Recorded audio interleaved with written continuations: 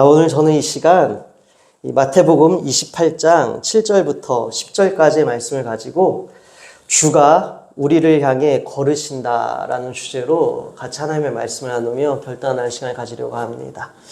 여러분, 이 주가 우리를 향해 걸으신다.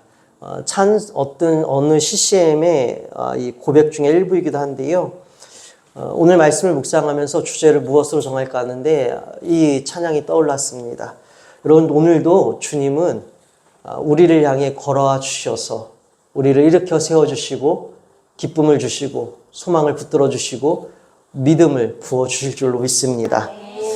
여러분, 믿음의 여정은 불확실성의 연속입니다. 그렇지 않습니까? 우리는 믿음은 바라는 것들의 실상이요 보이지 않는 것들의 증거라고 하셨고, 믿음의 주여 온전케 하시는 예수를 바라보자라고 우리 주님께서 우리에게 말씀해 주신 것은 무엇입니까?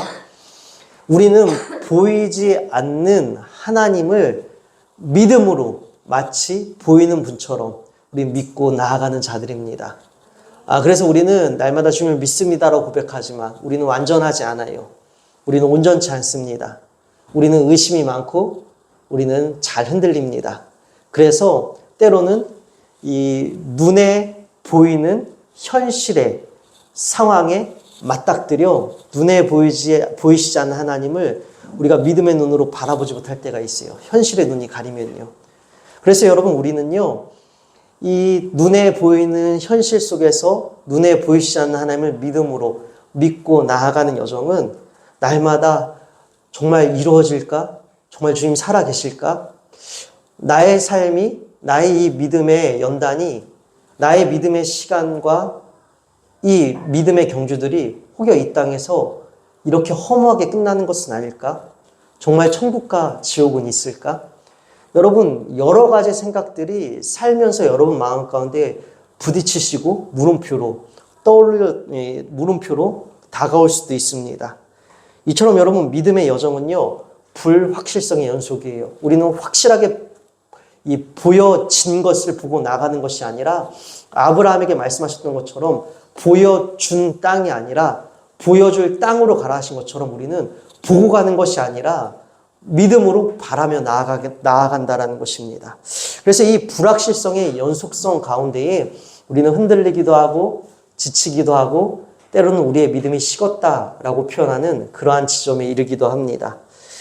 여러분, 제자들은 어땠을까요? 예수님의 당시의 제자들. 그들은 우리랑 다를 바가 없었습니다.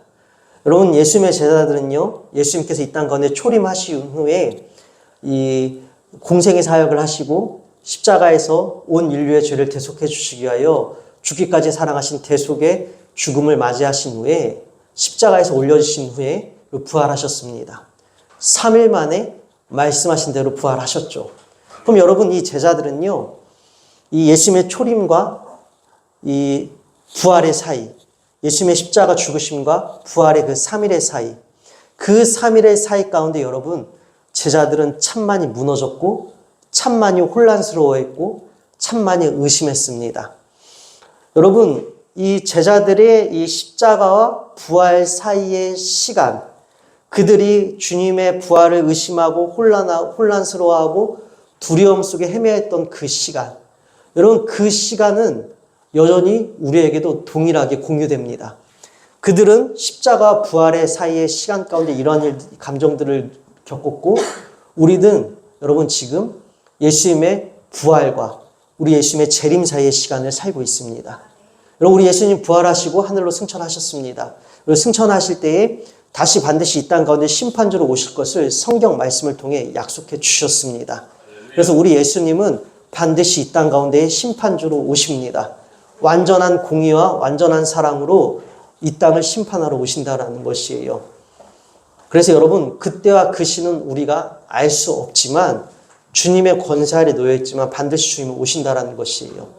그래서 여러분, 이 제자들이 십자가 부활 사이의 시간, 그 시간 가운데, 그 불확실성 가운데에 정말 주님이 말씀하신 것처럼 부활하실까라는 불확실성 가운데에 그들이 혼란스러웠고 의심이 들었고 믿음의 회의감이 들었던 것처럼 우리 역시 이 예수님의 이 부활하심과 재림 사이의 시간에서 우리는 이러한 시간들을 겪는다라는 것이에요.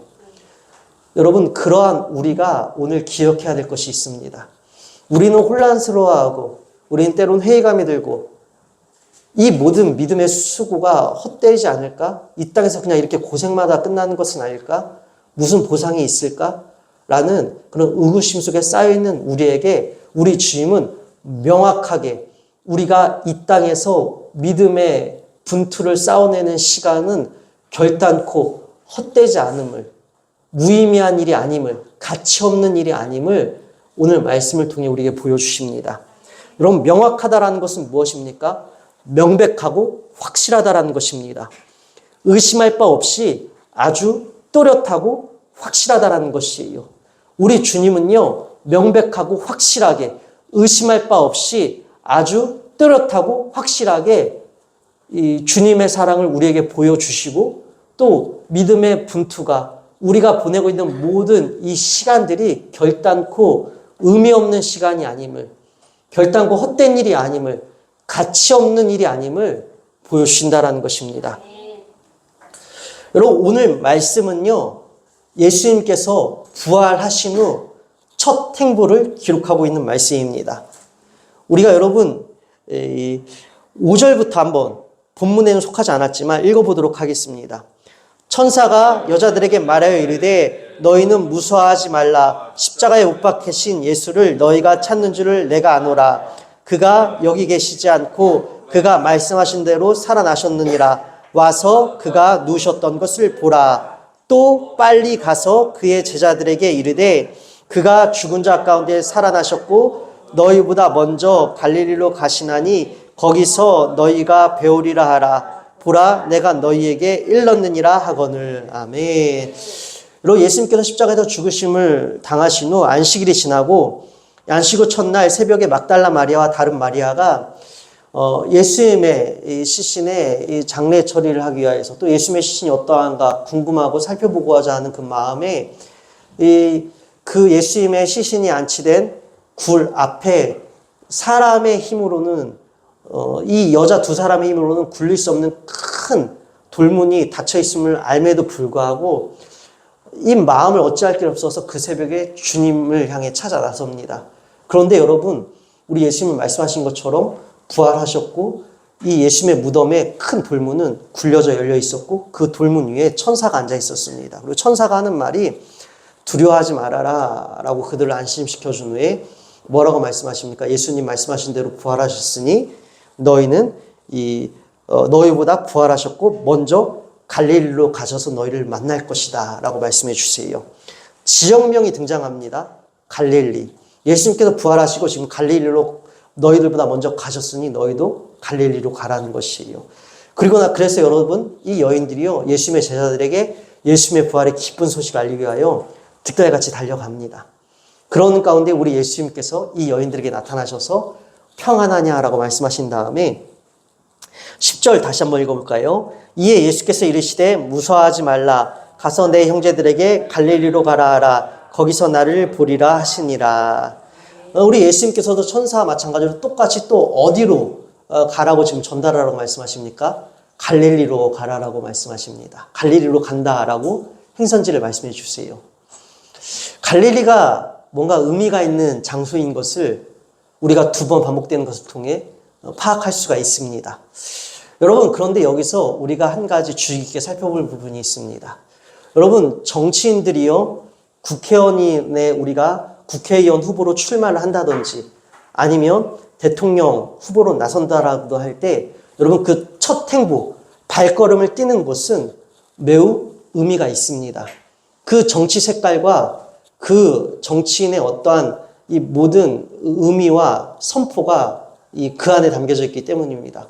그래서 여러분, 그러니까 작년이었나요? 우리가 국회의원 선거가 작년이었나요? 재작년이었나요? 지금 가물가물한데, 여러분, 그때 각 당의 대표들이 어느 지역에서 출사표를 던지는지, 그것들이 이제 화제가 되어서 각 당의 대표들이 어디서 이 선거 개소식을 하는지, 또 첫 발걸음을 띄는지, 그것들을 모든 뉴스에서 다룬 것들을 보았습니다.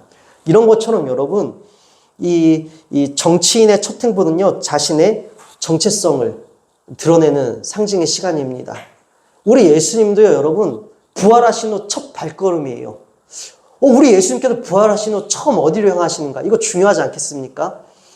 근데 여러분, 우리 예수님은요, 그 당시 정치의 중심지이신 로마로 가지도 않으셨고, 종교의 중심지이신 종교의 중심지인 예루살렘으로 향하지도 않으셨어요. 만약에 제가 혹여 이러한 십자가 모든 순환과 사람들의 비방과 멸시와 조롱 후에 혹여 제가 부활했다고 한다면 저는 보란듯이 그 로마의 이 수도, 이 중심으로 나아가서 니네들 나를 믿지 못했지, 나를 박해했지, 내가 정말 살아있는 유일한 구원자야 라면서 그들에게 오히려 큰 소리 치셨을 것이고, 또한 이 제사장들과 종교 지도자들이 우글거리는 그 종교의 중심지였던 예루살렘으로 향하셔서 오히려 그들을 책망하시고 우리 주님께서 오르셨음을 힘으로 권세로 부활하심으로 사실 우리 예수님 그러하지 않으셨지만 이 연약한 사람의 마음으로는 약간 복수심이라고 할까요? 뭔가 혼내주고 싶은 마음이라고 할까요? 끝까지 고집을 부렸으니까요. 이렇게 보여주고 싶은 마음이 있을 법도 한데 우리 예수님은 보복하시는 분도 아니시고 힘으로 찍어 누르시는 분도 아니시고 자신의 힘과 권세를 드러내셔서 사람들에게 이 존경과 복종을 강압적으로 끌어내시는 분도 아니셨다는 것입니다. 우리 주님은 우리를 향해 강압적으로 굴복을 요구하지 않으십니다. 우리를 억지로 무릎 꿇리는 분이 아니세요. 그것이 예수님의 부활하신 후 첫 행보에서 드러납니다. 종교의 중심지, 정치의 중심지 로마가 아니라 예루살렘이 아니라 어디로 향하셨습니까? 갈릴리로 향하셨다는 거예요. 여러분, 갈릴리는 어디입니까? 갈릴리는 무시받는 지역이었습니다. 이방 지역과 인접하여서 많은 가나안 족속들이 거주하고 있었으며 구약시대 때부터 이 국경지대에 있다 보니 이방인들의 침략이 잦았습니다. 그래서 이런 관계로 신약시대에는 아예 이 갈릴리를 같은 예루살렘 이스라엘 땅이에요. 근데 마치 이방 나라 취급하듯이 신약시대에서는요, 여러분, 이 갈릴리를 어떻게 천대하면요, 이 이방의 갈릴리. 그러니까 너희는 아주 그냥 더러운 지방이야. 너희는 천대받는 지방이야 라면서 같은 국토 안에 있음에도 불구하고 이방의 갈릴리라고 무시하기까지 했다라는 것이에요. 왜요? 여러분, 이 구약시대부터 이 갈릴리는요, 이방인들의 침입이 잦았기 때문에 여러분, 혼혈인들 많았고, 언어도 섞였고, 종교도 섞였습니다. 그래서 여러분, 이 유대인들은요, 순수혈통을 중요하게 여기는데 피가 더럽혀졌다. 그들의 순수한 전통성이 더럽혀졌다라고 해서 그렇게 갈릴리를 무시했다라는 것입니다. 또한, 그래서 여러분, 정통 유대인들은요, 이 갈릴리 지방 사람들을 무시하기 일쑤였으며, 또한 이 수도 예루살렘에서 많이 떨어져 있는지라 떨어져 있고 산악지대인지라 지리적 지역적 특성 때문에 이 신약시대인 로마시대에 와서는 혁명가나 반란자들이 이곳을 근거지로 활동하게 됐다는 것이에요. 다시 말씀드려서 여러분, 갈릴리는 천대받는 곳, 무시당하는 곳, 반란자들과 또 이 반란자들과 죄인들이 우글거리고 들거리는 곳이었다는 것이에요. 근데 우리 예수님은요, 그렇게 천대받고 무시받고 사람들에게 손가락질받는 그 갈릴리를 부활하신 후 첫 행선지로 삼으셨다라는 것입니다. 여러분, 이 갈릴리에서 그럼 어떠한 일들이 일어났을까요? 여러분, 이 갈릴리는요, 예수님께서 성장하신 곳입니다. 마태복음 2장 22절에 보면 나와 있죠. 또한 뿐만 아니라 여러분, 이 천대받던 갈릴리는요, 예수님이 이 3년 동안 이 땅에서 사역하시는 공생의 기간 동안 복음 전도 사역의 주 무대, 예수님은 오히려 이 천대받던 갈릴리를 주 무대로 삼으셨습니다. 또한 여러분, 이 갈릴리에서 제자들을 부르셨고요, 이 갈릴리에서 제자들을 훈련하시고 성장시키셨습니다. 뿐만 아니라 이 갈릴리에서 많은 기적들을 나타내셨어요. 또한 여러분, 이 천대받고 무시당했던 갈릴리에서 많은 신실한 성도들이 배출되었습니다. 뿐만 아니라 오늘 말씀에 두 번이나 드러난 것처럼 부활하신 후 이 천대받고 무시받던 이 갈릴리에서 여러분, 예수님은 이 고기 잡는 제자들에게 찾아오셨습니다. 사랑하는 여러분, 우리 예수님은요, 이렇게 소외된 갈릴리를 마다하지 않고 친히 찾아오셨다라는 것입니다. 여러분, 우리의 삶도 마찬가지입니다. 우리의 삶이 여러분 갈릴리와 같을 때가 있습니다. 천대받고 무시당하고 지금 내가 하고 있는 모든 일들이 무가치하고 보잘것없고 또한 내가 지금 하고 있는 이 믿음의 분투가 세상에서 믿음을 지키는 일이 끝까지 주님을 의심하지 않기 위해 주님을 붙잡기에 애쓰는 모든 일들이 무가치하고 또한 어떠한 내 삶의 실효성도 없으며 그저 힘들고 지치고 그냥 의미 없는 일처럼 여겨질 때가 있다는 것이에요. 그런 우리를 주님께서 그냥 두시지 않는다는 것입니다.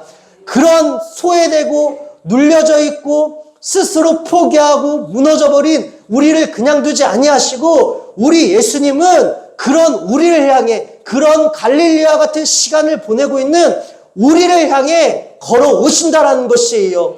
주가 우리를 향해 걸으신다라는 것입니다. 보십시오. 우리 주님은 부활하신 후 정치의 중심지, 이 종교의 중심지가 아니라 여전히 변함없이 소외받던 그곳으로 먼저 찾아가셨다라는 것입니다. 사람들이 추구하는 영광의 자리로 가신 것이 아니라 늘 그렇듯이 섬김과 사랑의 자리, 약한 자리로 가셔서 세워주시는 사역을 하셨다라는 것이에요.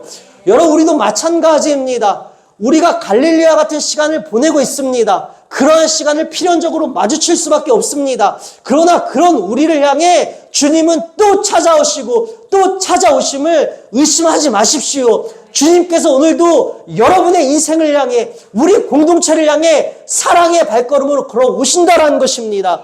뿐만 아니라 여러분, 부활 전에 우리 예수님께서는 십자가에서 이 하나님께 올려주시기 전에 제자들에게 부활하신 후 갈릴리에서 그들을 만날 것을 이미 예언하셨습니다. 그래서 우리 예수님은요, 그 약한 곳, 여전히 소외된 곳에 가셔서 이 사랑과 세움의 발걸음을 나타내 주셨을 뿐만 아니라 약속을 지키시는 하나님이심을, 약속을 지키시는 주님이심을 우리에게 다시 한번 증거 삼아 주셨다는 것입니다. 다시 말씀드려서 여러분, 우리가 영원한 하나님 나라를 바라보며 다시 오실 주님을 만나기 위하여 이 땅의 삶으로 다시 오실 그 주님을 만나기 위하여 준비하는 우리의 믿음의 분투, 믿음을 지키는 일, 세속적인 가치관을 따라가는 것이 아니라 힘들고 어려울지라도 성경적인 가치관, 복음 중심, 말씀 중심으로 살아내는 일은 결단코 헛되지 않음을 보여주신다는 것이에요. 우리 주님께서는 여러분, 우리에게 너 마냥 고생으로 끝날 것이야, 너 죽음으로 끝날 것이야, 너 고통으로 끝날 것이야, 믿음은 고통과 고난의 연속이고 그것이 그냥 끝이야 라고 말씀하신 분이 아니세요. 여러분, 환난은 인내를, 인내는 연단을, 연단은 소망을 이룬다 하셨고 또 구약부터 신약에 이르기까지 우리 예수님께서 우리에게 분명히 말씀해 주신 것은 무엇입니까? 모든 죽음 뒤엔 부활이 있고 이 죽음 뒤엔 위로가 있고 소망이 있고 영광이 있다는 것입니다. 그리고 합당한 상이 있다는 것이에요. 여러분, 부활하신 후 약속하신 대로 다시 갈릴리로 가셨다는 것은 약속의 성취라고 말씀드렸습니다. 다시 말씀드려서 우리가 흔들리고 어렵고 때론 주저앉아 있을지라도 포기하지 않는다면 여러분, 울더라도 씨를 뿌리러 나가시고 계속해서 주님 붙잡고 어떻게 해서든지 우리 주님 중심으로 살아내기 위해 애쓰는 자들은요, 우리 주님 다시 오시는 그날은 반드시 우리 이 땅에 올 것이고 그날 주님께서 합당한 상과 생명의 멸관을 우리에게 씌워주신다는 것입니다. 이 약속은 불확실성이 아닙니다. 우리는 불확실합니다. 우리의 감정과 생각은 불확실하지만 우리 주님은 확실하신 분이십니다. 약속을 지키시는 분이십니다. 그러하게 사랑하는 여러분, 우리의 불확실성을 붙잡지 마십시오. 나의 여러분 약한 의지를 붙잡지 마십시오. 여러분, 유한한 사람의 생각과 이 땅의 사고가치와 체계들을 붙잡지 마시고 여러분, 확실한 주님의 약속을 붙잡으십시오. 여러분, 결단코 여러분의 이 땅의 시간은 무의미하지 않습니다. 여러분, 사람들에게 천대당하고 그 무시받던 그 갈릴리에서 우리 예수님은 놀라운 일들을 나타내셨습니다. 여러분, 그 갈릴리에서 예수님을 따르는 제자들이 부름을 받았고 많은 이적들이 일어났고 신신한 성도들이 배출되었습니다. 그 갈릴리에서 여러분 많은 기적들이 나타났어요. 우리의 삶도 마찬가지입니다. 여러분, 주님을 향한 기대와 소망을 포기하지 마십시오. 여러분, 우리의 갈릴리와 같은 나의 삶 가운데서도 여러분, 세상 사람들이 나의 삶을 어떻게 평가하든지 간에 내 주변에서 나의 상황을 어떻게 평가하고 정죄하고 주운 글씨를 그려대든지 간에 여러분, 주님은 다르시다라는 것입니다. 주님은 다르시다라는 것이에요. 그러하게 여러분, 들려오는 소리들, 나의 의지와 상관없이 세속적인 기준과 가치로 여러분의 가치를 매김하는 그 소리들에 여러분 현혹되지 마시고 그 소리들에 매이지 마십시오. 혹여 우리의 인생이 초라하다. 너 그렇게 예수님 믿었는데 너 그렇게 예수 믿어서 지금 복 받은 게 뭐냐? 너 그렇게 예수 믿어서 부자 됐냐? 너 그렇게 예수 믿어서 문제가 다 사라졌냐? 너 그렇게 예수 믿어서 너의 자녀들이 잘 됐냐? 여러분, 수많은 공격들은 우리에게 찾아옵니다. 저 원수명하게 사단은요, 꼭 세속적인 가치와 결과물로 믿음을 증명해내라고 합니다. 꼭 그러한 루트로 우리를 공격하고 우리는 이 세속적인 세상 속에 발붙여 살기 때문에 여러분, 눈앞에 보이는 지표들로 우리는 믿음의 내상들을 입습니다. 그러나 여러분, 세상 사람들이 세속적인 가치와 기준으로 천대받고 멸시받고 이방의 갈릴리라고 그렇게 주운 것이 매겼던 여러분, 그 갈릴리에서 우리 예수님은 놀라운 일을 행하셨고 부활로 그 갈릴리로 향하셨습니다. 여러분, 우리 예수님은 다르세요. 그러하게 여러분, 어떠한 소리가 들리시든지 어떠한 공격이 오시든지 간에 여러분, 그런 나를 향해서 오늘도 우리 주님이 포기치 않고 나를 향해 오심을 믿으십시오. 나를 사랑해 주시기 위해, 나를 세워주시기 위해, 나에게 삶의 놀라운 일을 베풀어 주시기 위해 여전히 내 삶을 향해 찾아오시는 그 예수님을 여러분 소망하고 기대하십시오. 여러분의 갈릴리에서도 놀라운 일은 일어날 줄로 믿습니다. 여러분 뿐만 아니라 오늘 예수님께서 부활하신 후 처음 향하신 그 첫 발걸음은 갈릴리셨습니다. 오늘 이 부분으로 말씀을 마치려고 해요. 여러분, 첫 발걸음, 처음이죠? 여러분, 이 땅에서 예수님께서 첫 번째로 일으키신 기적이 무엇일까요? 우리 여러분, 주일학교를 기억 한번 더듬거려 보세요. 너무나 쉽습니다. 예수님께서 이 땅에서 처음으로 이 메시아심을 드러내시고 기적을 행하신 사건이 무엇일까요, 여러분? 물이 변하여 포도주 됐네. 여러분, 예수님께서 이 땅에서 공생의 사역을 시작하시면서 첫 번째로 일으키신 기적은요, 물이 변하여 포도주가 된 사건입니다. 여러분, 그래서 이 요한복음 2장 1절부터 12절까지의 말씀을 보면 이 물로 포도주를 만드신 사건이 등장합니다. 여기서 여러분, 이 물로 포도주를 만드셨다는 건 무엇이겠습니까? 여러분, 가나안 혼인잔치였어요. 당시에 여러분, 결혼식은 오늘날처럼 뭐 하루 몇 시간 만에 끝나지 않고 며칠에 걸쳐서 여러분 잔치가 벌어졌습니다. 그래서 여러분, 통상적으로 이러한 일들이 벌어졌다고 합니다. 여러분, 사람들이 이 취하기 전에는요, 맛을 구별할 수가 있어요. 그래서 처음에는 가장 좋은 극상품의 포도주를 낸다고 합니다. 왜요? 혼인잔치에 찾아와 주셨으니까 고맙잖아요. 그래서 처음에는 극상품의 포도주를 내어주고 그 다음부터는 이제는 좀 상품성이 떨어지는 포도주를 내놓는다라고요. 근데 여러분, 이 가나안의 혼인잔치 가운데에 여러분 포도주가 떨어지는 사건이 발생합니다. 그때 여러분, 예수님의 어머니 마리아가 예수님께 이제는 드러내시라는 것이에요. 포도주가 떨어졌다라는 것이. 그래서 우리 예수님께서 뭐라고 말씀하십니까? 빈 항아리 6개에 물을 가득 채우라고 하십니다. 그리고 여러분, 이 물이 어떻게 되었죠? 물이 변하여 포도주가 되었습니다. 그리고 여러분, 이 포도주는요, 그냥 포도주가 아니라 극상품의 포도주가 되었습니다. 극상품의 포도주. 그래서 사람들이 어떻게 합니까? 잔치에 참여한 사람들이 통상적으로 가장 처음에 좋은 것을 내놓고 나중에 갈수록 질이 떨어지는 것을 내놓는데, 당신은 오히려 뒤에 갈수록 더 좋은 극상품의 포도주를 주시는군요 라면서 그것이 얼마나 좋았던지 그러한 이 칭찬을 붙여줍니다. 여러분, 이 가나안 혼인잔치의 비유는 무엇입니까? 혼인잔치엔 신랑과 신부가 필요합니다. 이 가나안 혼인잔치는요, 우리가 주님과 연합한 천국 잔치를 예표해 주신 것입니다. 여러분, 우리 예수님은 우리의 신랑 되십니다.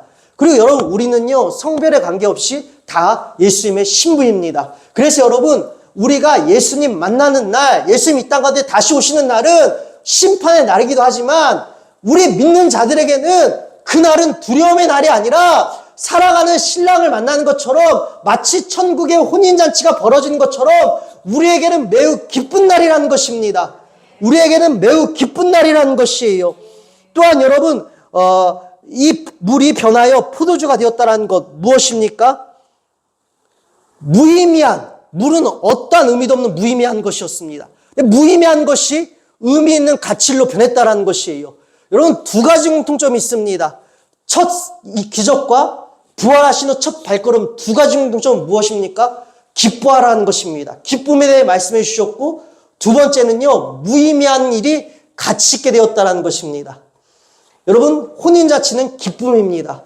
그 혼인잔치를 통해서 우리가 장차 이 땅 가운데 주님 오시는 날, 우리가 주님과 영원한 연합을 이루는 그날은 그 무엇과도 비교할 수 없는, 우리가 이 땅에 어떠한 감각과 어떠한 사건으로도 경험할 수 없는 모든 것을 뒤바꾸고도 채우고 비교할 수도 없을 만큼 어마어마한 기쁨이라는 것이에요.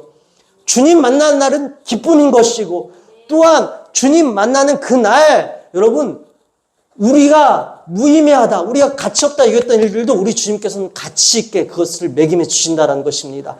오늘 마찬가지예요. 자, 여러분 보십시다. 28장 오늘 본문으로 4절이요. 지키던 자들이 그들을 무서워하여 떨며 죽은 사람과 같이 되었더라. 천사가 여자들에게 말하여 이르되 너희는 무서워하지 말라. 십자가에 못 박히신 예수를 너희가 찾는 줄 내가 아노라. 아멘. 먼저 여러분, 이 예수님의 부활의 새벽, 예수님을 찾아간 여인들에게 처음 천사가 만나 주었죠. 천사가 여러분 무서워하지 말라라고 지금 5절을 통해 말씀하고 있습니다. 구약에서 여러분 이 무서워하지 말라는 표현은요, 하나님의 구원을 상징합니다. 참으로 두려울 수밖에 없는 상황이에요. 여러분 생각해 보십시다.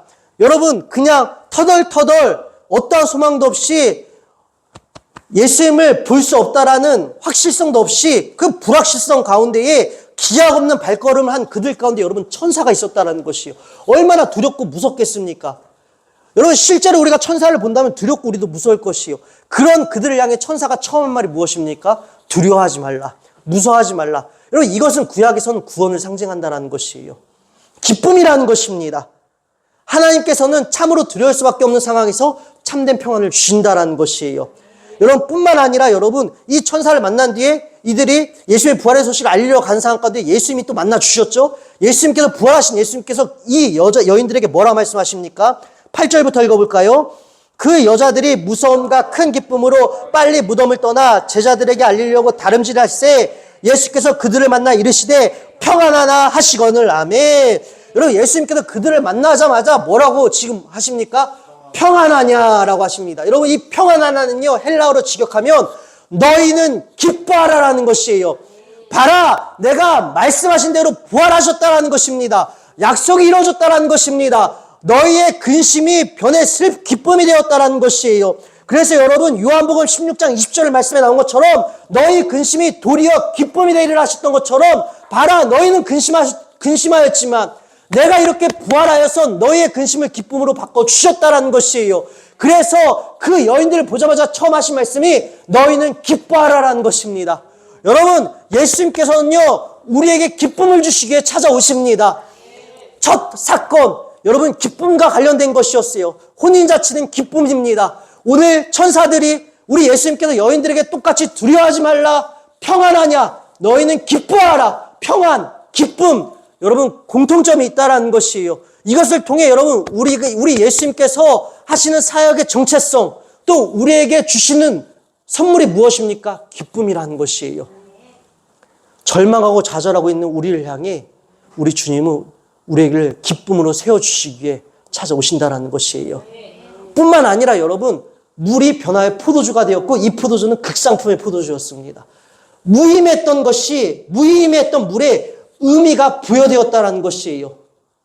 갈릴리, 아까 말씀드린 것처럼 천대받고 무시당하던 무가치한 곳, 평가절하된 곳, 그곳에서 우리 예수님은 그 가치 없는 그 무가치한 곳에서 가치 있는 세상의 가치가 아니라 하나님 나라의 이 가치 있는 생명을 낳는 일들을 보여주셨고 그것들을 세워주셨습니다.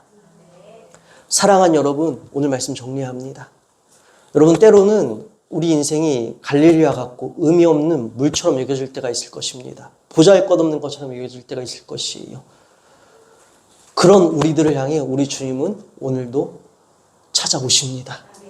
그리고 여러분, 여전히 예수님의 부활하심과 재림 사이에서 불확실성의 연속 속에서 믿음을 이렇게 지키는 것이 맞나? 적당히 믿으면 안 되나? 정말 예수님 살아계신가? 예수님이 정말 부활하시는가? 정말 죽음 뒤에 천국과 지옥이 있는가? 정말 죽음 뒤에 나는 보상받을 수 있는가?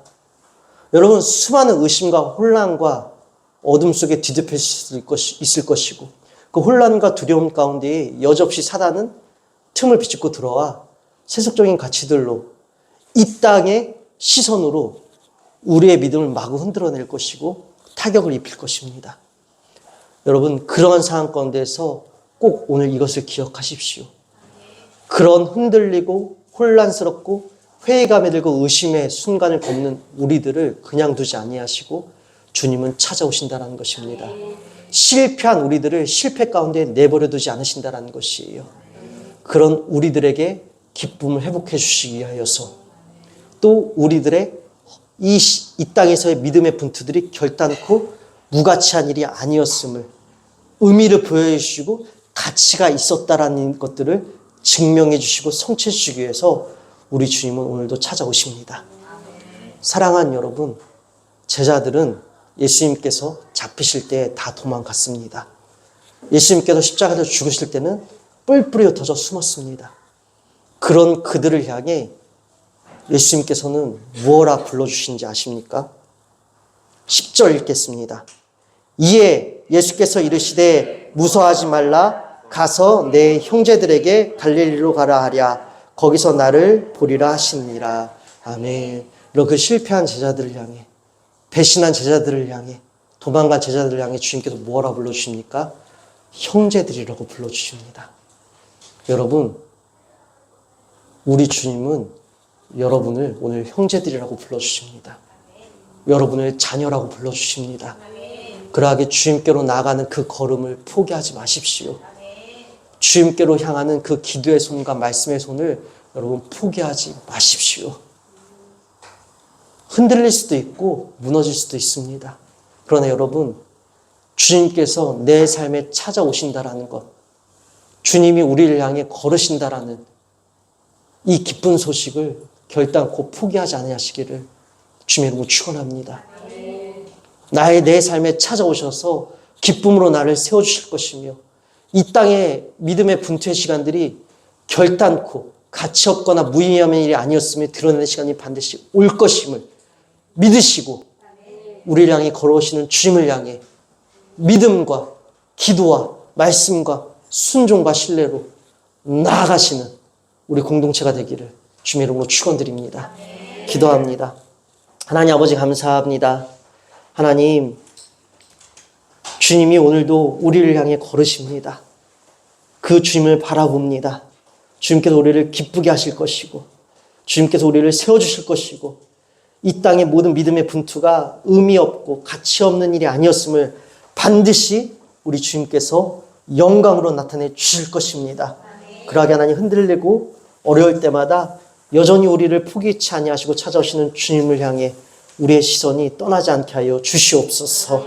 모든 것에 감사하오며 사랑이 많으신 우리 주 예수 그리스도의 이름으로 기도드립니다. 아멘.